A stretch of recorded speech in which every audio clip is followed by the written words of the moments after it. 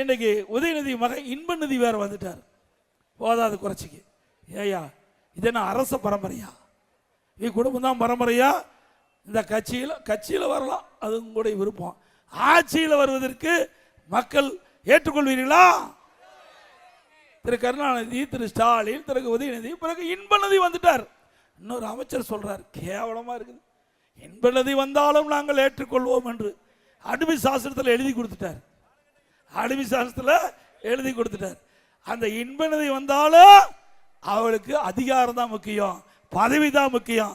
அப்படி பதவியில் இருக்கின்ற கட்சியில் இருக்கின்ற நிர்வாகிகள் தான் பெரும்பாலும் இருக்காங்க.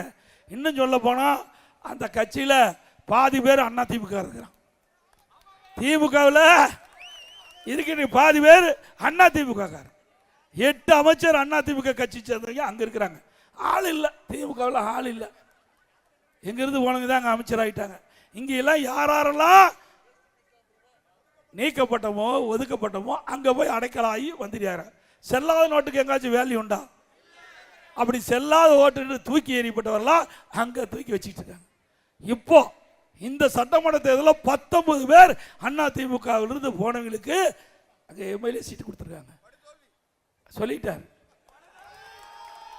பலிக்கும். எங்க ஆள் இல்லைங்க, அண்ணா திமுக ஓரம் கட்டப்பட்டவங்க ஒதுக்கப்பட்டவங்க அங்க போய் சீட்டு வாங்கி நிற்கிறாங்க. அப்படிப்பட்ட கட்சி தான் திமுக கட்சி. கழுத தெரிஞ்சு கட்டர்பான கதையா திமுக வந்துட்டது. இன்னைக்கு மக்களுடைய செல்வாக்கு இழந்துட்டாங்க. அந்த செல்வாக்கு இழந்ததுனால இன்றைக்கு நம்ம அரசு பள்ளி படிக்கிற மாணவர்களுக்கு லேப்டாப் கொடுன்னு சொல்லி 4 ஆண்டு காலம் தொடர்ந்து சட்டமன்றத்தில் வலியுறுத்தினேன். செய்யல. இப்போ வேற வழி இல்லாமல் இளைஞர்களுடைய வாக்குகளை பெறுவதற்கு வேக வேகமாக ஒரு 10 லட்சம் பேருக்கு இளைஞர்களுக்கு கல்லூரியில் படிக்கிற இளைஞர்களுக்கு அவர்களுக்கு தான் ஓட்டு இருக்குது. +1 +2 படிக்கிற மாணவர்களுக்கு வாக்கு கிடையாது. யாருக்கு வாக்கு இருக்குதோ அவர்களுக்கு இந்த லேப்டாப் கொடுப்பதாக அறிவிக்கப்பட்டு 10 லட்சம் பேருக்கு கொடுப்பதாக இன்றைக்கு தினம் ஒரு 3 லட்சம் பேர் கொடுத்துருக்குறாங்க.